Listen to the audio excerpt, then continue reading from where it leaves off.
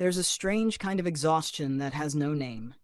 It shows up after a conversation you've already replayed 6 times, after sending a message and wondering if the tone came out wrong, after walking away from a room and hearing your own laugh in your head. You tell yourself it doesn't matter. You tell yourself you shouldn't care.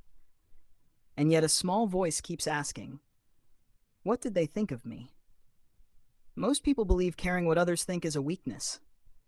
But psychology tells a completely different story, one that begins long before you were old enough to remember it. Your brain was never designed to be indifferent to other people. It was built to survive them. For thousands of years, being liked wasn't a preference. It was protection. The tribe fed you. The tribe warmed you. To be cast out wasn't embarrassment, it was death.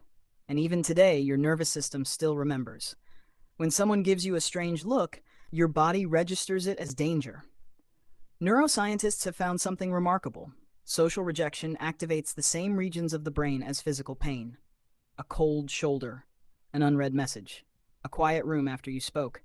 Your brain interprets it like a wound. But here's where the story gets stranger.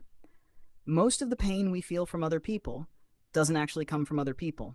Psychologists call it the spotlight effect. The quiet illusion that everyone is watching you far more than they actually are. The awkward thing you said, the outfit you second-guessed. You remember all of it. They usually don't. The room you thought was watching you was mostly watching itself. And yet knowing this doesn't stop the feeling. Because caring what people think isn't a thought. It's a reflex.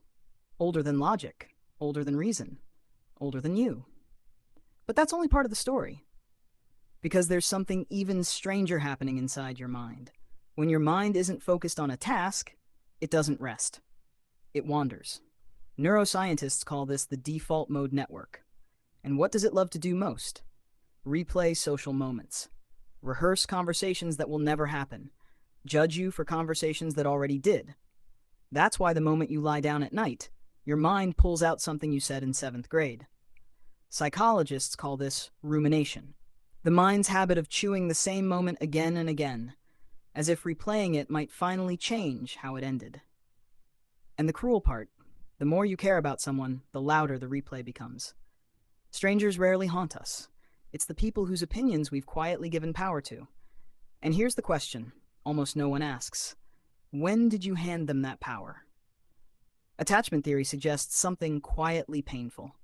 The people whose approval we crave as adults often echo the people whose approval felt uncertain when we were young. A parent who was hard to please. A friend group that felt conditional. A love that came and went depending on your behavior. Somewhere along the way, your brain learned that being liked meant being safe. And once your nervous system learns that lesson, it doesn't forget. It carries into every classroom, every workplace, every relationship, and every text message you overthink at 11 p.m. But psychology discovered something even stranger. The version of them living inside your head usually isn't a real person at all. It's a composite, a quiet blend of every critical voice you've ever internalized. A parent's frown, a teacher's sigh, a cruel comment from a decade ago that never left. So when you feel judged, often no one in the room is judging you. You're being judged by a memory wearing someone else's face. And most people never realize what happens next.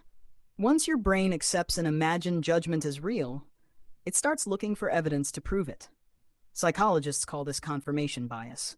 Your mind notices what supports its fears and quietly ignores everything that doesn't. A friend takes an hour to reply and something whispers, "See?" Meanwhile, 20 kind moments from the same day quietly slip by. But the real reason we can't stop caring is much deeper. It's about identity. Somewhere along the way, we learn to build ourselves out of other people's reactions. A compliment became proof we were valuable. A silence became evidence we weren't. And when your identity is built from outside pieces, every opinion becomes a small earthquake. This is why the exhaustion feels so bottomless. You're not tired from talking to people. You're tired from constantly rebuilding yourself in front of them. But there's something quietly hopeful hidden inside all of this. If your sense of self can be built from the outside, it can also be built from the inside. Slowly, quietly, one honest moment at a time. Choosing what you actually think before checking what they might. noticing what you actually feel before performing what you should. You will never fully stop caring what people think. You weren't built to, and you don't need to. The goal was never to become someone who doesn't care. It was to become someone who hears their own voice more clearly than anyone else's. So tonight, when your mind reaches into that old drawer and pulls out something you said years ago, you can pause. You can breathe and quietly ask yourself, whose voice is this really? Because the moment you begin to hear yourself again, something in the noise begins to soften, and the room inside your head becomes a little quieter. So here's the question worth sitting with tonight. If no one was watching, judging, or remembering, who would you actually be? Take a moment. Let the answer arrive slowly. When it does, share it in the comments. Someone else needs to hear it too. If this video reached something quiet inside you, consider subscribing. This channel exists for moments exactly like this one. In the next video, we'll explore something even quieter. Why your mind keeps returning to people who are no longer in your life. And why letting go feels so much harder than it should. Until then, be gentle with the voice inside your head. It's been carrying you for a very long time.